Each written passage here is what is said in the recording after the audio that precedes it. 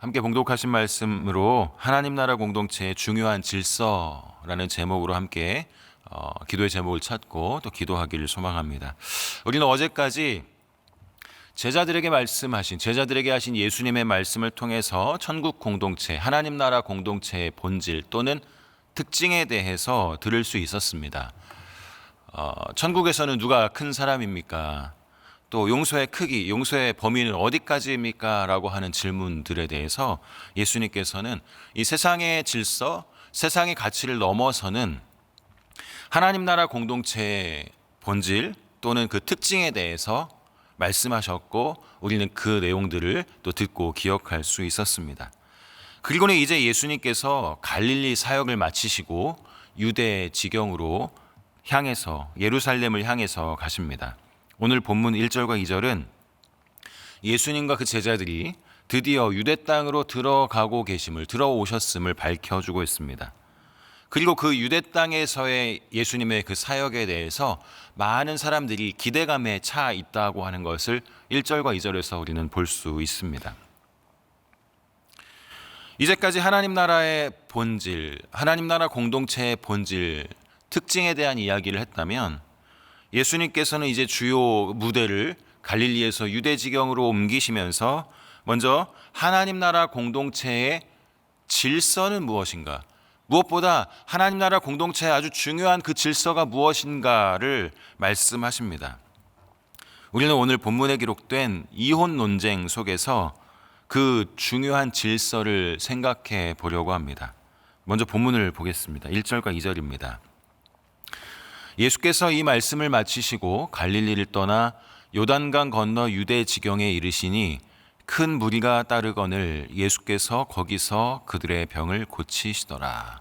1절과 2절에서 볼 수 있는 것은 갈릴리에서뿐만 아니라 유대 지경에서도 많은 사람들이 예수님께로 나아오고 있다는 모습을 그려주고 있습니다. 예수님께서 또 유명해지신 이유가 2절에 보여지고 있는데요. 바로 그들의 병을 고치심 때문이었습니다. 예수님께서 갈릴리에서부터 많은 사람들을 고치셨기 때문에 이 예수님을 만나면 우리도 병을 나을 수 있겠구나, 우리도 고침받을 수 있겠구나라고 하는 기대감이 이 유대 전역까지, 유대 지경까지 더 많이 확산되어 있고 퍼져 있었습니다. 그렇기 때문에 아마도 유대 사람들도 예수님이 오시면 우리도 분명히 나을 것이다, 우리도 분명히 병이 나을 것이다 라고 하는 기대감이 있었을 것입니다. 그런데 예수님을 기대하는 사람들은 이 병을 낫고자 하는 사람들뿐만 아니라 다른 사람들이 또 있었습니다. 그들이 바로 바리새인들이었습니다. 두 번째 3절부터 9절까지의 내용을 통해서 이 바리새인들이 예수님을 어떻게 시험하고 무엇을 가지고 시험하고 있는가, 그 내용의 논쟁의 내용은 무엇인가를 좀 살펴보겠습니다. 예수께서 유대 지경으로 들어오시고 많은 무리가 예수 그리스도를 따랐습니다. 이때 다른 무리였던 바리새인도 쫓아 나오게 되었죠. 그리고 이 바리새인들은 많은 무리들이 병을 고침받고자 했던 이유와는 다른 이유였습니다. 3절에 보니까 일부러 예수님께 찾아 나와서 시험하고 있다고 하는 말씀을 합니다. 3절 말씀입니다. 바리새인들이 예수께 나와 그를 시험하여 이르되, 시험했다고 말씀하고 있죠. 시험하여 이르되 사람이 어떤 이유가 있으면 그 아내를 버리는 것이 옳으니까. 이 3절 이렇게 이 말씀부터 시작해서 9절까지 이어지는 이 이야기의 핵심적인 질문은 무엇인가 하면, 어떤 이유가 있어야만, 어떤 이유여야만 아내를 버릴 수 있는가였습니다. 이 질문을 잘 보시면 바리새인이 이혼이 가능한가, 우리가 성도이고 우리가 하나님의 백성인데 이혼이 가능한가라고 하는 질문을 하는 것이 아니라, 어떤 이유여야만, 어떤 이유가 있어야만 아내를 버릴 수 있는가라고 하는 질문으로 예수님을 시험하는 것이죠. 그때 예수님의 대답이 무엇입니까? 4절부터 6절까지 말씀입니다. 예수께서 대답하여 이르시되 사람을 지으신 이가 본래 그들을 남자와 여자로 지으시고 말씀하시기를 그러므로 사람이 그 부모를 떠나서 아내에게 합하여 그 둘이 한 몸이 될지니라 하신 것을 읽지 못하였느냐. 6절 그런즉 이제 둘이 아니요 한 몸이니 그러므로 하나님이 짝지어 주신 것을 사람이 나누지 못할지니라 하시니. 예수님께서 하나님이 창조하실 때부터 남자와 여자로 사람을 만드셨고 결혼을 통해서 한 몸이 되게 하셨다. 그리고 하나님이 짝지어 주신 이 한 몸 공동체는 사람이 임의로 나눌 수 없다, 갈라놓을 수 없다, 갈라놓아서는 안 된다라고 말씀하십니다. 그러니까 이 말씀은 결혼 관계가 사람이 임의로 인간적인 동의에 의해서 아니면 취향에 따라서 만드는 관계, 깨뜨릴 수 있는 관계가 아니라 하나님께서 짝지어 주신 관계다라고 하는 것을 명확하게 말씀하는 것이죠.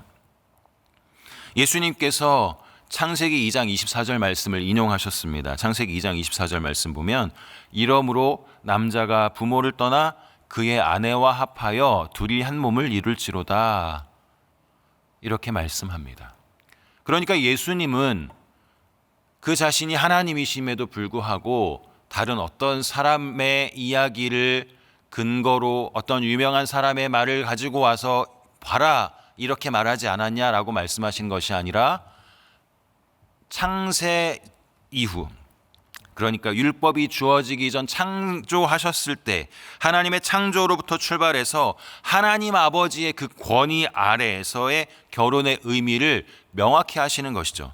이러므로 남자가 부모를 떠나 그의 아내와 합하여 둘이 한 몸을 이룰지로다.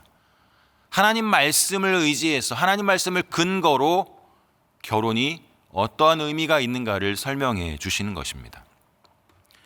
따라서 예수님은 이미 산상수훈 5장에 나왔던 산상수훈 말씀을 통해서도 음행한 이유 없이는, 음행한 문제가 아니라면 아내를 버리지 말라, 아내를 버려선 안 된다, 결혼과 이혼에 대해서 분명한 성경적인 입장을 표명하신 것이죠.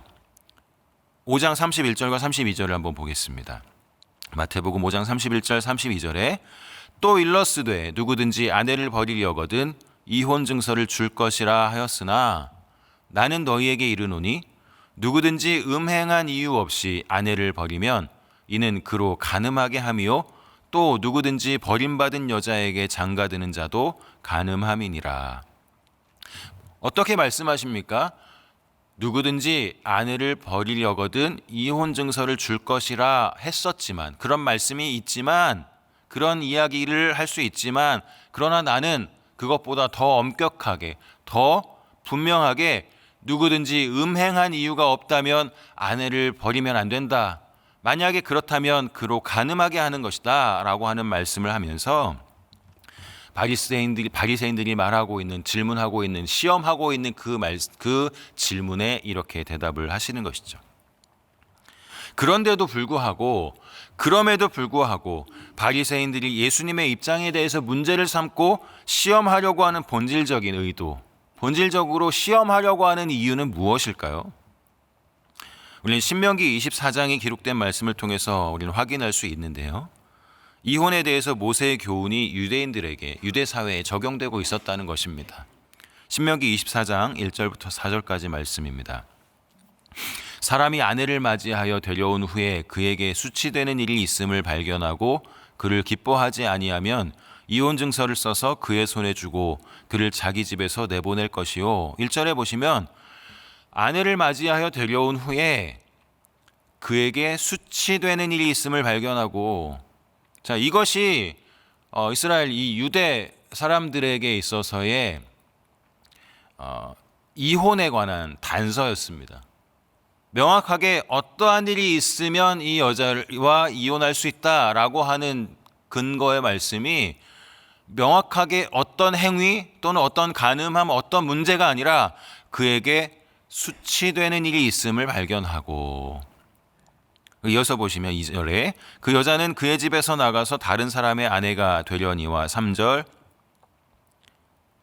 그의 둘째 남편도 그를 미워하여 이혼 증서를 써서 그의 손에 주고 그를 자기 집에서 내보냈거나 또는 그를 아내로 맞이한 둘째 남편이 죽었다 하자 4절 그 여자는 이미 몸을 더럽혔은즉 그를 내보낸 전 남편이 그를 다시 아내로 맞이하지 말지니 이 일은 여호와 앞에 가증한 것이라. 너는 내 하나님 여호와께서 내게 기업으로 주시는 땅을 범죄하게 하지 말지니라. 아멘. 네, 이 바리새인들도, 이 유대 사람들, 유대 전통에 있던 사람들도 하나님 앞에 하나님의 말씀대로 율법을 지키려고 했던 사람들이었습니다. 이 모세 시대부터 무엇이 가능했다고요? 이혼이 가능했습니다. 그러니까 1세기 당시 종교 지도자들은 이혼 증서에 대한 모세의 이 말씀, 이 모세의 명령을 자신들의 편의대로 확장 해석할 수 있었습니다. 신명기 24장 1절에서 우리가 함께 본 것처럼 그에게 수치되는 일이 있음을 발견하고 라고 하는 단서, 자막 내려주셔도 됩니다. 그에게 수치되는 일이 있음을 발견하고 라고 하는 이 단서에 대해서 1세기 샴마이 학파는 보수적으로 해석했지만 힐렐 학파는 손으로 꼽기 힘들 정도로 이 말을 많은 명분으로, 그러니까 자기에게 편하게 해석하기 좋은 대로 해석했습니다. 그러니까 당시 바리새인들이 제기한 문제의 이슈는 이혼은 가능하다. 이혼은 분명히 할 수 있다. 그런데 그렇다면 어떤 조건에서 이혼이 가능한가 하는 것이었습니다.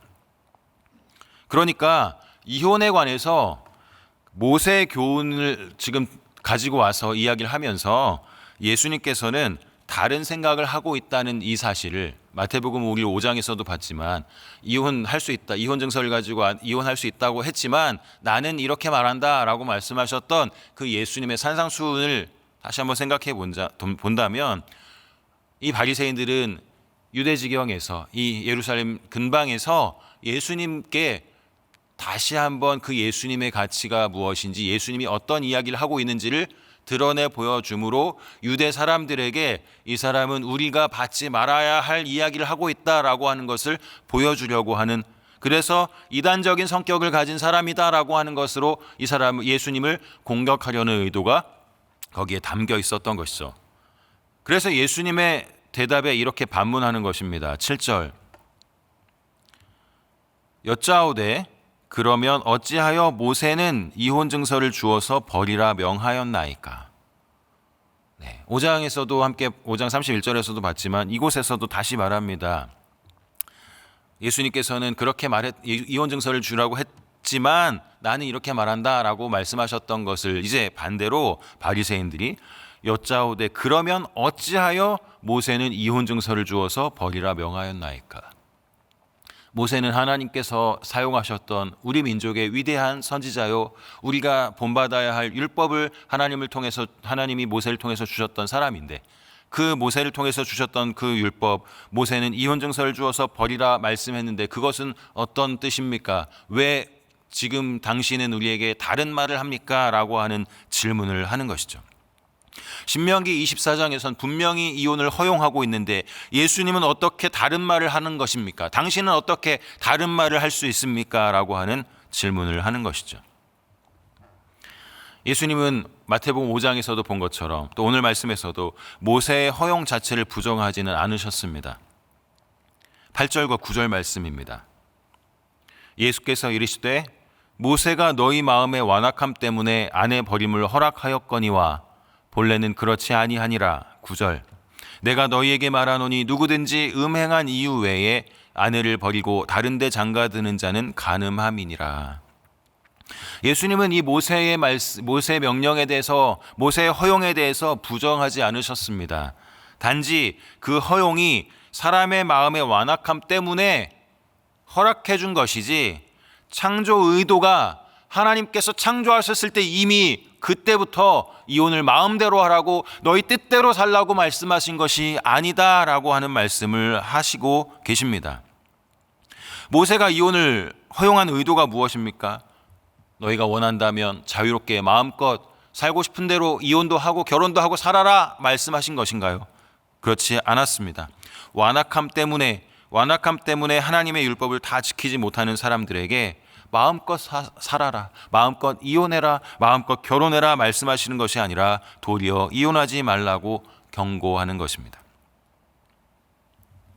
예수님께서는 하나님의 창조 의도를 보여주시면서 바리새인들의 시험에 대답을 하시는 것입니다. 세 번째 단락 10절부터 12절까지 이 논쟁, 이 이야기를 들은 제자들의 반응을 볼 수 있습니다. 제자들이 예수님께 묻습니다. 10절 말씀입니다. 제자들이 이르되 만일 사람이 아내에게 이같이 할진대 장가들지 않는 것이 좋겠나이다. 쉽게 말하면 이렇게 말씀할 수 있겠습니다. 예수님, 주님 말씀은 너무 엄격하신데 그러면 아예 결혼은 생각도 안 하는 게 좋겠네요. 이혼할 수 있는 수많은 이유들이 있는데 그 모든 것이 불가능하다고요? 이러한 이유 때문에 이혼할 수 있고 다시 할 수 있지 않겠습니까? 그런데 이 모든 것이 불가능하다고요? 차라리 결혼하지 않고 사는 것이 좋겠습니다. 라고 한탄하는 것 같습니다. 이러한 제자들의 탄식에 예수님의 대답은 이렇습니다. 11절과 12절 말씀. 예수께서 이르시되 사람마다 이 말을 받지 못하고 오직 타고난 자라야 할지니라.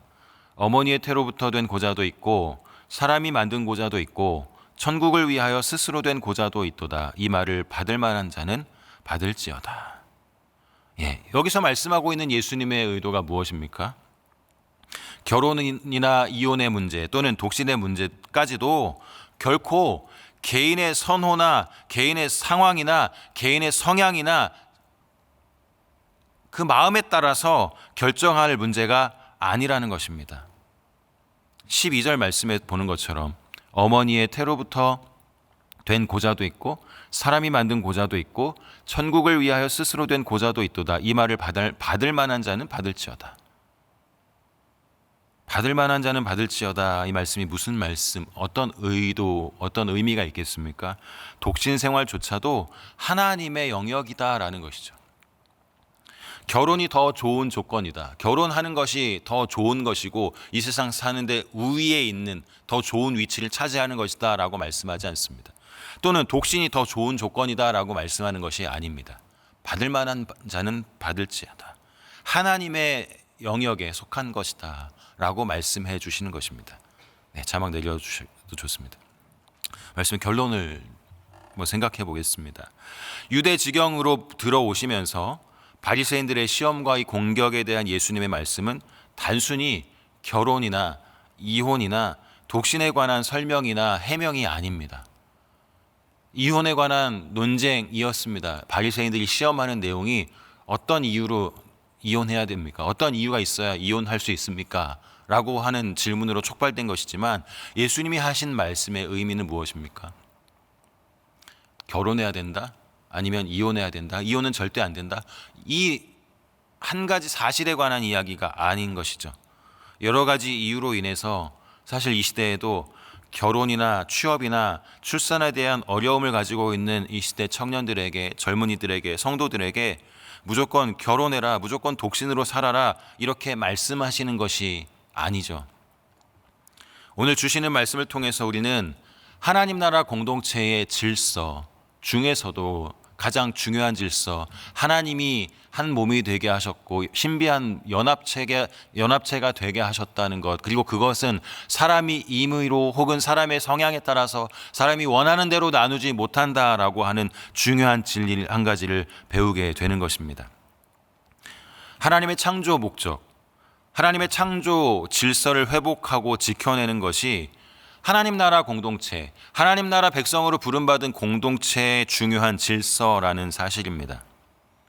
하나님이 창조하신 본래의 질서 안에는 사람의 욕망과 탐심으로 인한 타협이 있어서는 안 된다는 것이죠. 임의로 내가 원해서 내 취향과 내 성향에 따라서 하나님 말씀과 상관없이 난 이렇게 하겠다. 이것이 하나님께서 원하시는 것이 아니라는 것이죠. 사람이 그 부모를 떠나서 아내에게 합하여 그 둘이 한 몸이 될지니라. 그런즉 이제 둘이 아니요 한 몸이니 그러므로 하나님이 짝지어 주신 것을 사람이 나누지 못할지니라 라고 하는 이 말씀에서부터 우리는 한 몸이 되는 연합의 신비, 하나님 나라의 질서를 바르게 알고 그 질서를 수용하고 그 질서 안에 사는 사람, 하나님의 백성, 하나님 나라 공동체 일원이라면 탐심과 욕망과 또 자신의 뜻대로 하나님의 그 질서, 하나님께서 주신 그 공동체 질서를 깨뜨리거나 나누거나 타협하지 말아야 한다는 것입니다. 예수 그리스도께서 회복하신 하나님 나라 공동체, 우리가 속한 하나님 나라의 공동체 이 안에서 우리가 연약하고 부패함으로 또 나는 할 수 없고 불가피하다라고 하는 핑계로 세상의 가치와 질서에 무너지거나 타협하거나 정당화해서는 안 된다라는 것입니다. 오늘도 선물로 주신 우리의 이 하루가 나의 연약함과 또 나의 부패함과 또 나의 욕망으로 인해서 세상의 가치 질서에 타협하게 되지 않도록, 또 세상의 가치 질서에 타협하여 무너지지 않도록, 나의 욕심과 욕망으로 그 모든 것들이 정당화되지 않도록 하나님 나라 공동체의 본래의 이 질서를 단단하게 든든하게 붙잡고 승리하는 저와 여러분들이 되시기를 예수님의 이름으로 축복합니다. 오늘 주신 이 말씀을 함께 생각하면서 오늘 가지고 나오신 기도의 제목과 더불어 하나님, 아무리 연약한 상황에 놓여 있을지라도 나의 취향과 나의 욕망과 나의 그런 상황들로 인해서 하나님, 이 세상의 질서에 타협하는 것이 아니라 하나님 나라 백성답게 오늘도 살아갈 수 있도록 힘 주십시오. 주님 주시는 능력으로만 이기게 해 주시옵소서. 이 기도 제목이 오늘 우리의 함께 고백해야 될 기도의 제목이 되길 소망합니다. 함께 기도하겠습니다. 사랑 많으신 하나님 감사합니다.